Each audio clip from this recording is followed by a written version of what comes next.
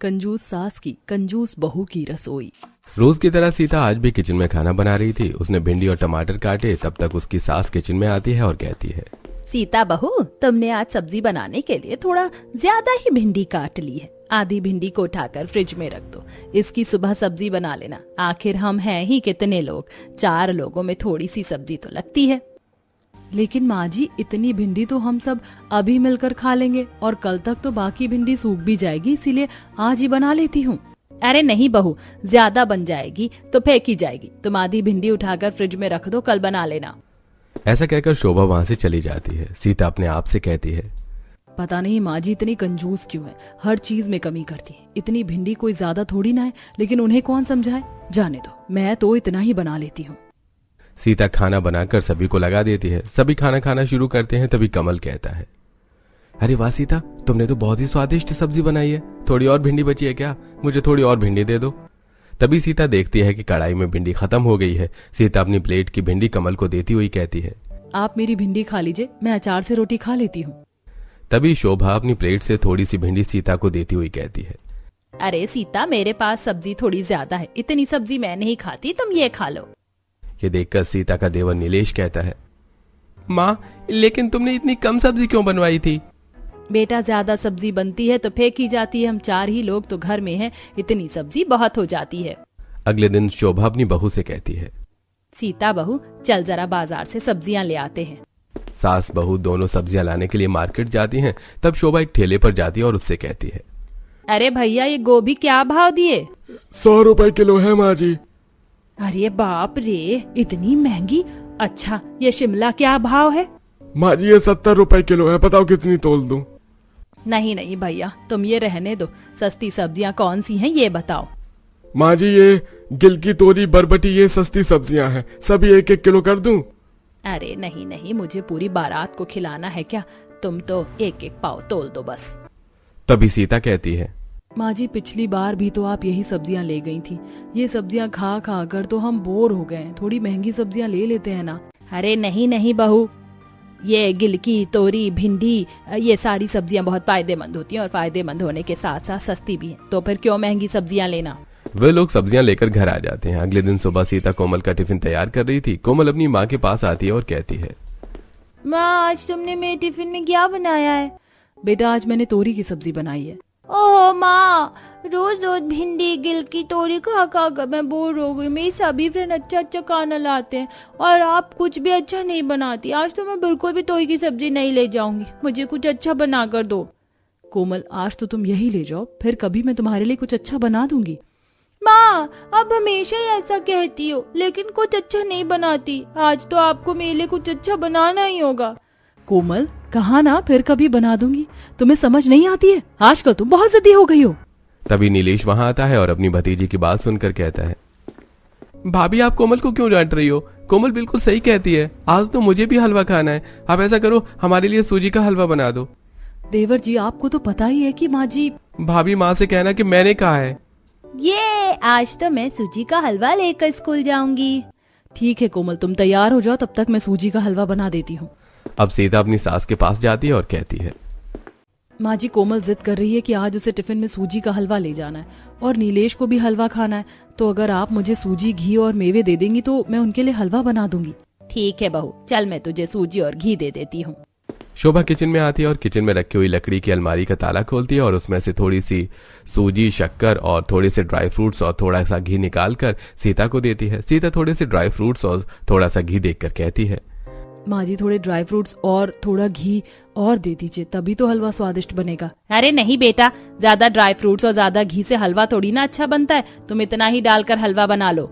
जब सास वहां से चली जाती है तब सीता अपने आप से कहती है, अजीब है माँ जी भी, हर चीज को ताले में रखती हैं और चाबी मुझे देती ही नहीं। इतनी कम चीजों में कोई अच्छा हलवा कैसे बना सकता है? जरूरत से ज्यादा ही कंजूस है माँ जी। अब सीता उतना ही ड्राई फ्रूट डालकर हलवा बना देती है और अपनी बेटी को टिफिन में रखकर हलवा दे देती है। फिर वो अपनी सास को, अपने पति और देवर को भी हलवा खाने के लिए देती है। कमल हलवा खाकर कहता है, ये क्या सीता, हलवे में तो घी और ड्राई फ्रूट्स है ही नहीं। अगर तुम हलवा बना ही रही थी तो सारी चीजें तो पर्याप्त डालना था कम से कम। वो मैं क्या करती, माँ जी नहीं तो। अरे अरे बेटा, ज्यादा घी और ज्यादा ड्राई फ्रूट नहीं खाना चाहिए, इसीलिए मैंने घी और ड्राई फ्रूट्स कम ही डलवाए। अब तू ज्यादा नखरे मत कर और चुपचाप से हलवा खा ले, फिर हमें खाना भी तो खाना है। ऐसा कहकर शोभा अपने बेटे की बात काट देती है। शोभा अक्सर रसोई की छोटी छोटी चीजों में कंजूसी किया करती थी और जरूरत की सारी चीज उठाकर अपनी लकड़ी की अलमारी में रखकर ताला लगा दिया करती थी। बेचारी सीता को छोटी छोटी सी चीज अपनी सास से मांगना पड़ता था। एक दिन सीता बर्तन धो रही थी कि तभी साबुन खत्म हो गया। सीता अपनी सास के पास आई और बोली, माँ जी साबुन खत्म हो गया है। अरे बेटा, अभी 4 दिन पहले ही तो तुझे साबुन निकाल कर दिया था अलमारी से, थोड़ा संभाल कर चलाया कर। अच्छा रुक बेटा, मैं अभी साबुन निकाल कर दे देती हूँ। शोभा किचन में आती है और अपनी लकड़ी की अलमारी का ताला खोलती है और उसमें से एक साबुन निकालकर सीता को देती हुई कहती है, बेटा साबुन थोड़ा कम लगाया कर, 2 पैसे बचेंगे तो हमारे ही काम आएंगे। ऐसा कहकर शोभा वहां से चली जाती है। सीता मन में बड़बड़ाते हुए कहती है, माँ जी को हर चीज का हिसाब देना पड़ता है, हर चीज तो वह ताले में रख लेती है, उनसे मांग मांग कर काम चलाना पड़ता है। आज मुझे कमल से बात करनी ही होगी। फिर रात में जब कमल कमरे में आता है तब सीता कमल से कहती है, कमल, मुझे समझ नहीं आता कि माँ जी इतनी कंजूसी क्यों करती हैं। एक तो वो हर चीज को अपनी अलमारी में रख देती हैं और फिर खत्म होने पर थोड़ी थोड़ी सी निकाल कर देती हैं। मुझे हर बार माँ जी से ऐसी छोटी छोटी सी चीज मांगना अच्छा नहीं लगता। सीता, तुम्हें तो पता है कि मेरी और नीलेश की छोटी सी नौकरी है। माँ उसी पैसे से पूरा घर चलाती हैं, इसलिए उन्हें थोड़ा हिसाब से चलना पड़ता है। देखो, तुम इतनी चिंता क्यों करती हो? जो चाहिए वो मांग लिया करो। अच्छा, तुम्हें पूरी खाना है ना? कल मैं माँ से कह दूंगा कि वो खाने में पूरी और छोले बनवा ले। अब तो खुश? अगले दिन कमल अपनी माँ से कहता है, माँ आज मेरा छोले पूरी खाने का मन कर रहा है, तो प्लीज तुम रात के खाने में छोले पूरी बनवा लेना। ठीक है बेटा, बनवा लूंगी। शाम होते ही शोभा किचन में जाती है और अपनी लकड़ी की अलमारी का ताला खोलकर उसमें से थोड़े छोले और तेल निकाल कर देती है और सीता से कहती है, सीता बहू, आज तू छोले और पूरी बना लेना, लेकिन हाँ, छोले में तेल कम ही डालना और पूरी भी ज्यादा मत बनाना। कमल और नीलेश के लिए 4-4 पूरियां बना देना और हम लोग तो एक एक खाकर ही काम चला लेंगे। अपनी सास की बात सुनकर सीता बहुत गुस्सा होती है, लेकिन कुछ नहीं कहती। शाम को वो सभी को छोले पूरी लगाती है। सभी लोग छोले पूरी खाते हैं और तब सीता कहती है, माँ जी, मेरी छोटी बहन शालू की शादी तय हो गई है, उसी की इनविटेशन देने कल मेरे मायके वाले यहाँ आ रहे हैं। ये तो बहुत अच्छी बात है बेटा, तो तुम उनके खाने के लिए खाना बना लेना। माँ जी, मैं यही सोच रही थी कि खाने में वेज पुलाव, रायता, कढ़ी, पूड़ी और 2 प्रकार का मीठा बना लेती हूँ और साथ ही मूंग दाल का हलवा भी। अरे अरे बेटा, अपनी तेज रफ्तार गाड़ी को थोड़ी सी लगाम लगाओ, इतना सब कुछ बनाने की क्या जरूरत है? बनाने दो ना माँ, भाभी के मायके वाले रोज थोड़े आते हैं। हाँ बेटा, वो तो ठीक है, लेकिन अगर इतना सब कुछ बन जाता है तो मेहमान कोई भी चीज स्वाद लेकर नहीं खा पाते। इसलिए तुम तो बस एक मीठा बना लेना और कढ़ी, पूड़ी और सारे चावल ही बना लेना। सीता को ये बात बहुत बुरी लगती है, लेकिन वो कुछ नहीं कह पाती। अगले दिन उसके मायके वाले आते हैं। सीता की माँ शोभा से कहती है, बहन जी, हमने रीना बेटी की शादी तय कर दी है, अगले हफ्ते उसकी मंगनी है, तो आप सब हमारे घर जरूर आना। हाँ हाँ बहन जी, जरूर आएंगे और आपको बहुत बहुत बधाई। फिर सीता सबका खाना लगा देती है और सभी लोग खाना खाते हैं। फिर वापस जाते समय सीता की भाभी सीता से कहती है, सीता, मूंग दाल का हलवा तुमने बहुत अच्छा बनाया है, थोड़ा सा और मिलेगा? हलवा खत्म हो चुका था, इसलिए सीता बहाने बनाते हुए कहती है, वो भाभी, बचे हुए हलवे में कॉकरोच गिर गए, इसलिए आपको और नहीं मिल पाएगा। लेकिन रेखा समझ जाती है। फिर जाते समय सीता उन्हें छोड़ने बाहर तक आती है तो रेखा कहती है, सीता, अगर तुम्हें और तुम्हारी सास को मेहमानों को बुलाना पसंद नहीं है तो हमें कह देते, हम फोन पर ही दावत दे देते, वरना मेहमानों की खातिरदारी का ये तरीका नहीं है कि तुमने खाना भी सही तरीके से नहीं बनाया। रेखा ऐसा कहकर चली जाती है। सीता को ये बात बहुत बुरी लगती है। वो अपने कमरे में आती है और रोने लगती है। तभी कमल वहां आता है और कहता है, क्या बात है सीता, मुझे बताओ, तुम रो क्यों रही हो? अब सीता सारी बातें कमल को बताती है। ये सारी बातें सुनकर कमल कहता है, ठीक है सीता, मैं अभी माँ से बात करता हूँ। अब कमल अपनी माँ के पास आता है और कहता है, ये क्या है माँ, तुम हर चीज में इतनी कंजूसी क्यों करती हो? यहाँ तक कि आज तुमने सभी के लिए पर्याप्त खाना तक नहीं बनवाया, कितनी बेइज्जती कर दी हमारी। कमल की बात सुनकर शोभा की आंखों में आंसू आ जाते हैं और वो कहती है, हम कोई करोड़पति तो नहीं है, तुम दोनों की छोटी सी सैलरी में घर चलाना पड़ता है और उसमें भी अगर 2 पैसे बच जाएंगे तो वो तुम ही लोगों की काम आएंगे, मेरे नहीं। कमल को अपनी माँ की बात ठीक लगती है। वो सीता के पास आता है और समझाते हुए कहता है, सीता, माँ भी अपनी जगह सही है, तुम्हें माँ की बातों का इतना टेंशन लेने की जरूरत नहीं है, कुछ बातें तो टाली भी जा सकती है ना। ऐसी समय बीत रहा था और बीतते समय के साथ अब नीलेश की शादी भी किरण से तय हो जाती है। जल्दी किरण दुल्हन बनकर शोभा के घर आ जाती है और आज किरण का अपने ससुराल में पहला दिन था। किरण की सास उसके पास आती है और कहती है, किरण बेटा, आज तुम्हारी पहली रसोई है, इसलिए सुबह की चाय तुम ही बना लो। हाँ माँ, मैं चाय बना देती हूँ और खाना भी बना लूंगी। खाने में पालक pulao, veg cutlet, mix veg आलू के पराठे, पूरियाँ। किरण बेटा जरा ठहरो, तुम्हें इतना सब कुछ बनाने की क्या जरूरत है? वैसे भी शादी में दुल्हन को बहुत थकान हो जाती है। अब काम करके और मत थको, खाना सीता बना लेगी, तुम तो बस चाय बना लो। अब सीता किचन में खाना बनाने के लिए जाती है तो किरण भी पीछे से आकर कहती है, रुकिए सीता दीदी, मैं भी आपकी मदद करवाती हूँ। सीता खाना बनाते समय सब्जी में थोड़ा ही तेल डालती है। ये देखकर किरण कहती है, सीता दीदी, आपको नहीं लगता कि सब्जी में तेल बहुत कम है? इतनी तेल में तो सब्जी अच्छी तरह बनेगी ही नहीं। किरण, हमारे यहाँ सभी चीज़ें बहुत कम कम यूज़ होती हैं। सब्जी में तेल भी कम डलता है और मसाले भी, और बाकी चीज़ें भी बहुत कंजूसी से इस्तेमाल करना पड़ता है, क्योंकि माँ जी को ज़्यादा खर्च करना पसंद नहीं है।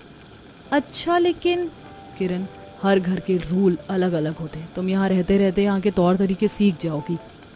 किरण को ये बात सुनकर काफी अजीब लगता है। अगले दिन किरण नीलेश से कहकर कुछ चीजें मंगवा लेती है और शाम को सीता से कहती है, दीदी आज खाना मैं बनाऊंगी, देखो मैंने कितनी चीजें मंगवाई है। लेकिन किरण, तुम्हें ये सब मंगवाने से पहले माँ जी से पूछना चाहिए था। अरे दीदी, इसमें पूछने की क्या बात है? मेरा मन किया कि मैं आप सबको कुछ बनाकर खिलाऊं, सो मैंने मंगवा लिया। ऐसा कहकर किरण खाना बनाना शुरू करती है। तभी उसकी सास वहां पर आती है और इतनी सारी चीजें रसोई में देखकर कहती है, अरे किरण बहू, इतनी सारी चीजें मंगवाने की क्या जरूरत थी? फिर ज्यादा खाना बन जाएगा तो जबरदस्ती फेंका जाएगा। ऐसा करो, इनमें थोड़ी बहुत चीजें निकाल लो, बाकी का मुझे दे दो, मैं अंदर रख देती हूँ, जब जरूरत हो तो मांग लेना। शोभा थोड़ा बहुत छोड़कर बाकी चीजें अपनी लकड़ी की अलमारी में रखकर ताला लगा देती है। किरण को अपनी सास की ये बात बहुत बुरी लगती है। उनके जाने के बाद वो सीता से कहती है, सीता दीदी, क्या बात हुई भला? माँ जी को इतनी भी कंजूसी नहीं करनी चाहिए। जाने दो किरण, माँ जी की कंजूसी करने की आदत पड़ गई है। हमें ही समझ कर चलना होगा। अब अपना मूड ठीक करो और चलो हम खाना बना लेते हैं। दोनों मिलकर खाना बनाती हैं और सभी को लगाती हैं। नीलेश खाना देखकर कहता है, अरे किरण, आज तो तुम 3 तरह की सब्जी और पूरी और मिठाई बनाने वाली थी, तो फिर? हाँ, बनाने वाली तो थी, लेकिन शायद माँ जी को अलग अलग तरह का खाना बनवाना पसंद नहीं है। माँ, आपने मना किया? अरे नहीं बेटा, मैं क्यों मना करूंगी? मैं तो बस ये कह रही थी कि इतने लोगों में बहुत ज्यादा खाना बनाने से खाना फेंका जाता है और हमें कभी भी अन्नपूर्णा माँ का अपमान नहीं करना चाहिए। नीलेश, माँ ठीक ही कह रही है।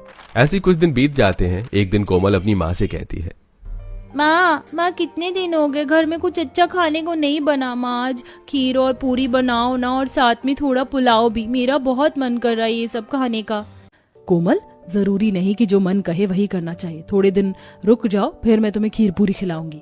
क्या माँ, हमेशा ही मुझे टाल देती हो? मैं कुछ नहीं जानती, आज तो मुझे खीर पूरी और पुलाव ही खाना है। कोमल, कहा ना तुमसे कि अभी नहीं बनेगा। ये सब तुम्हें समझ नहीं आती क्या? अपनी माँ की डांट खाने के बाद कोमल रोने लगती है। तब तक वहां पर किरण आ जाती है। किरण के पूछने पर सीता उसे सब कुछ बताती है। ये सुनकर किरण कहती है, लेकिन दीदी, कोमल क्या गलत कह रही है? अगर वो कुछ अच्छा खाना चाहती है तो हम बना देते हैं। किरण, माँ जी हमें इसकी परमिशन कभी नहीं देंगी। दीदी, हम भी इस घर की बहुएं हैं, हमें हर बात के लिए परमिशन की जरूरत नहीं होनी चाहिए। कोमल बेटा, मैं तुम्हें बनाकर खिलाऊंगी आज खीर पूरी और पुलाव। ऐसा कहकर किरण नीलेश के पास जाती है और कहती है, नीलेश, मेरे साथ बाजार चलो, मुझे कुछ चीजें लानी है, आज मैं अपनी पसंद का खाना बनाऊंगी। ठीक है किरण, मैं तैयार हो जाता हूँ। अब दोनों बाजार के लिए निकलते हैं। तभी शोभा कहती है, अरे बहू, कहाँ जा रही हो? माँ जी, आज मुझे खीर पूरी और पुलाव बनाना है, तो मैं उसी का सामान लेने बाजार जा रही हूँ। लेकिन तुम्हें ये सब क्यों बनाना है? आज कुछ खास है क्या? नहीं माँ जी, अच्छा खाना खाने के लिए खास दिन होना जरूरी नहीं है, बस ऐसे ही मन किया। ठीक है बेटा, लेकिन सामान हिसाब से लाना, ज्यादा मत लाना, ज्यादा खर्च करना अच्छी बात नहीं होती। अब किरण बाजार जाकर अपनी जरूरत की सारी चीजें खरीदती है और घर आकर खाना बनाना शुरू करती है। तभी शोभा वहां आती है और कहती है, किरण बेटा, इतना सब कुछ बनाने की कोई जरूरत नहीं। पिछली बार की तरह इस बार भी तुम कुछ चीजें निकाल कर बाकी सामान मुझे दे दो, मैं अलमारी में रख देती हूँ, जब तुम्हें जरूरत पड़े तब तुम ले लेना। अब किरण बहुत गुस्सा हो जाती है और कहती है, ये क्या बात हुई माँ जी? आप इतनी चीजों के लिए कंजूसी करती हैं, जो मुझे बिल्कुल भी पसंद नहीं है। मैं तो आज खुद बाजार जाकर सारा सामान लेकर आई हूँ ना, तो भी आपको चैन नहीं पड़ा, और इसे भी आप अपनी अलमारी में ठूस देना चाहती हैं। ऐसा साफ साफ बता दीजिए ना कि आप खाना भी ढंग से नहीं खिला सकती हैं। ये सुनकर सीता गुस्सा होते हुए कहती है, किरण, तमीज से बात करो, वो हमारी सासू माँ है। लेकिन दीदी, हमारी सासू माँ को भी ध्यान रखना चाहिए कि हम भी उनकी बहू हैं, नौकरानी नहीं। बस बहुत हो गया किरण, चुप हो जाओ। किरण गुस्सा होकर अपने कमरे में चली जाती है और नीलेश को सारी बातें बताती हुई कहती है, मेरे साथ इतनी कंजूसी नहीं चलेगी। तुम तुम्हें माँ जी से बात करनी ही होगी। बस अब मैं और बर्दाश्त नहीं करूंगी। मैं इस घर की बहू हूँ, नौकरानी नहीं जो सिर्फ काम करने से मतलब रखूं। अरे क्या फायदा मेरी बहू होने का अगर मैं अपनी मर्जी से कुछ बनाकर खा भी नहीं सकती तो। अरे शांत हो जाओ किरण, मैं माँ से बात करता हूँ। नीलेश अपनी माँ के पास आता है और कहता है, ये क्या लगा रखा है माँ आपने? हर बात में इतनी कंजूसी क्यों करती हैं आप? हर चीज को आप क्यों अपनी लकड़ी की अलमारी में उठाकर रख देती हो? फेंक क्यों नहीं देती उस पुरानी अलमारी को उठाकर घर से बाहर? तब शोभा कमल से कहती है, देख रहा है तू बेटा? भैया आप ही समझाइए माँ को, शायद आपकी बात समझ में आ जाए। ऐसा कहकर नीलेश गुस्से में बाहर चला जाता है। कमल अपनी माँ से कहता है, माँ तुम चिंता मत करो, अगर खर्चा अच्छे से नहीं चल पा रहा है तो मैं थोड़ा और पैसों का इंतजाम करता हूँ। कमल के ऐसा कहते ही शोभा घबरा जाती है और कहती है, नहीं नहीं बेटा, उसकी कोई जरूरत नहीं है, मेरे पास पैसे हैं, मैं देख लूंगी, तू चिंता मत कर। दूसरी तरफ किरण परेशान होकर अपने आप से कहती है, न जाने माँ जी इतना पैसा बचाकर करेंगी क्या? माँ जी को तो सबक सिखाना ही होगा। वो कंजूसी करती है ना, अब मैं उनसे ज्यादा कंजूस बनकर दिखाऊंगी, तब उन्हें पता चलेगा कि कोई कंजूसी करता है तो कैसा लगता है। अगले दिन किरण अपनी सास से कहती है, माँ जी मैं वॉशिंग मशीन में कपड़े धोने जा रही हूँ, अगर आपकी भी साड़ियाँ धोना हो तो मुझे दे दीजिए, मैं धो देती हूँ। मेरी ये चारों साड़ियाँ गंदी हैं, चारों साड़ियाँ धो देना। अब किरण अपनी सास की सारी साड़ियां वॉशिंग मशीन में डालती है और उसमें सर्फ डाले बिना ही उन्हें धो देती है और सुखाकर अपनी सास को ले जाकर देती है। फिर शोभा पहनने के लिए एक साड़ी निकालती है तो देखती है कि साड़ियां साफ नहीं हुई थी। शोभा अपनी बहू किरण को बुलाती है और कहती है, किरण बहू ये क्या तुमने एक ऐसी साड़ियाँ धोई हैं, बिल्कुल भी साफ नहीं है। माँ जी मैंने ये साड़ियाँ बिना सर्फ के धुली हैं। बिना सर्फ के? इसीलिए तो ये साड़ियाँ साफ नहीं हुई, दोबारा धो दो। अरे माँ जी कैसी बातें कर रही हैं आप? कभी कभी साड़ियों को बिना सर्फ के भी धोना चाहिए, इससे पैसे बचेंगे। वैसे भी इतनी गंदी साड़ियाँ तो पहनी जा सकती हैं। किरण ऐसा कहकर वहां से चली जाती है। बेचारी शोभा को गंदी साड़ियां पहननी पड़ती हैं। अगले दिन शोभा अपनी बहू से कहती है, सीता बहू मेरी सहेली आने वाली है तो तुम उसके चाय नाश्ते का प्रबंध कर देना। जी माँ जी। थोड़ी देर बाद शोभा की सहेली आती है। शोभा बैठकर अपनी सहेली से बात करती है। सीता किचन में चाय बनाने जाती है, तभी किरण वहां आती है और कहती है, सीता दीदी आप कोमल का होमवर्क करवा दीजिए, चाय मैं बनाती हूँ। अब किरण दूध में बहुत सारा पानी मिलाकर चाय बना देती है और अपनी सास और उनकी सहेली को ले जाकर दे देती है। वे दोनों चाय पी लेती हैं। शोभा की सहेली के जाने के बाद शोभा किरण को बुलाकर कहती है, किरण बहू तुमने इतना पानी डालकर चाय क्यों बनाई थी? तुम्हें पता होना चाहिए कि मेहमानों को इस तरह की चाय नहीं पिलाते।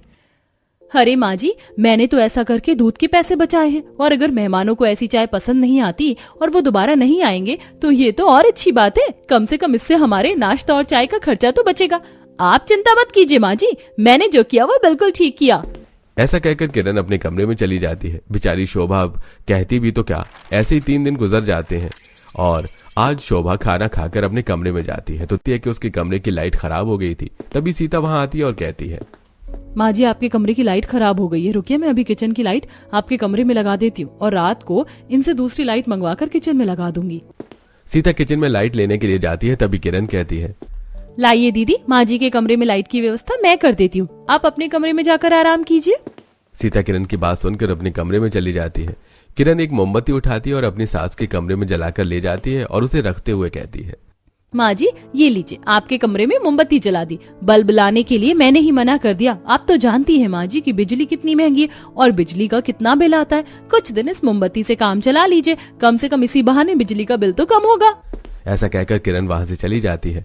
अगले दिन सभी लोग खाना खाकर उठते हैं तो शोभा कहती है, अरे बहू मेरा सौंफ का डिब्बा कहाँ गया? ये रहा माँ जी।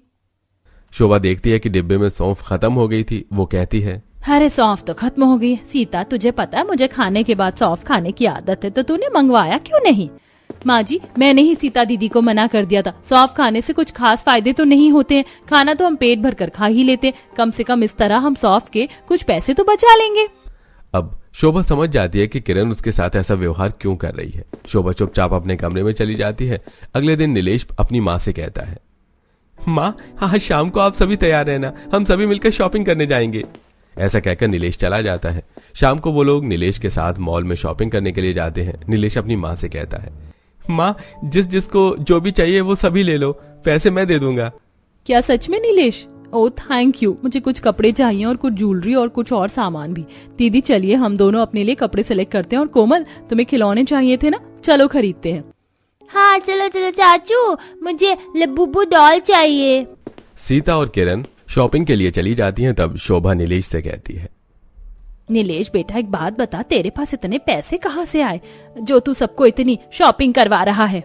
माँ, पिछले कुछ दिनों से आपके और किरण के बीच जो कुछ भी चल रहा है वो मुझे अच्छा नहीं लगा, और फिर मैंने देखा कि घर में पैसों की कुछ ज्यादा ही तंगी थी, इसलिए मैंने 2 लाख रुपए का लोन ले लिया है। ये सुनकर शोभा के तो जैसे होश उड़ जाते हैं। वो कहती है, ये तू क्या कह रहा है बेटा? तुझे इस तरह से लोन नहीं लेना चाहिए था।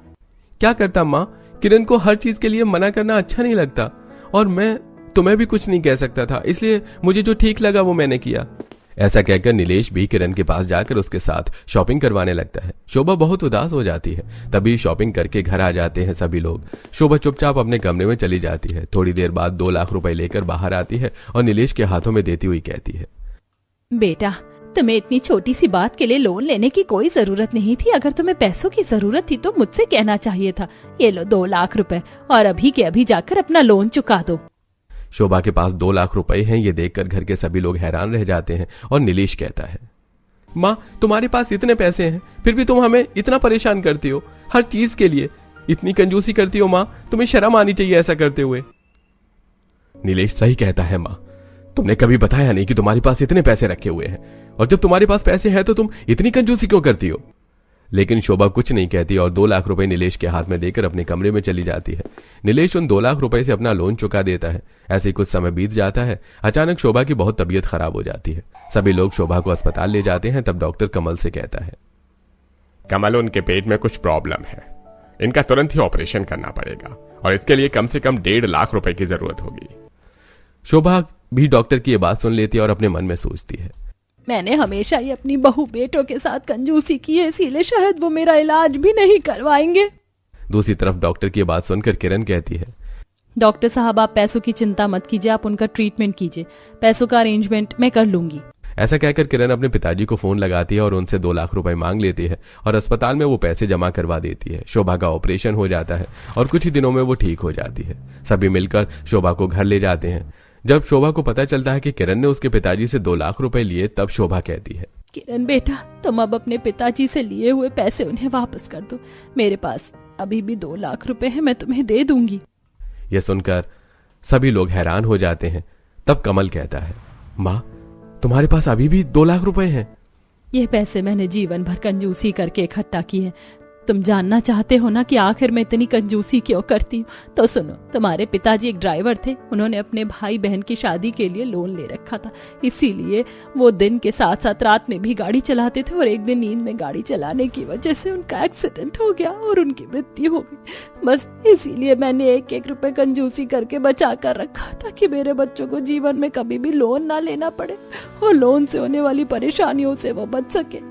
जब उन्हें लोन की जरूरत पड़े तो मैं ये पैसे दे सकूं। शोभा की ये बात सुनकर सभी लोग हैरान रह जाते हैं। तब किरण कहती है, माँ जी, हमने आपको गलत समझा, आप हमारे लिए ही ये सब कुछ कर रही थी। प्लीज माँ जी, हमें माफ कर दीजिए। हाँ माँ जी, किरण सही कह रही है, गलती हमारी ही है जो हम आपको समझ नहीं सके। दोनों बहू के साथ साथ उनके दोनों बेटे फिर से माफी मांगते हैं। माँ, अब आपको कंजूसी करने की कोई जरूरत नहीं पड़ेगी, मेरा प्रमोशन हो गया है। और माँ, मैं आपको बताया था ना कि मैं एक नया बिजनेस शुरू कर रहा हूं, वो बिजनेस शुरू हो चुका है और अच्छा चल रहा है। दोनों भाइयों की बात सुनकर शोभा बहुत खुश हो जाती है और इस तरह वो लोग खुशी खुशी रहने लगते हैं।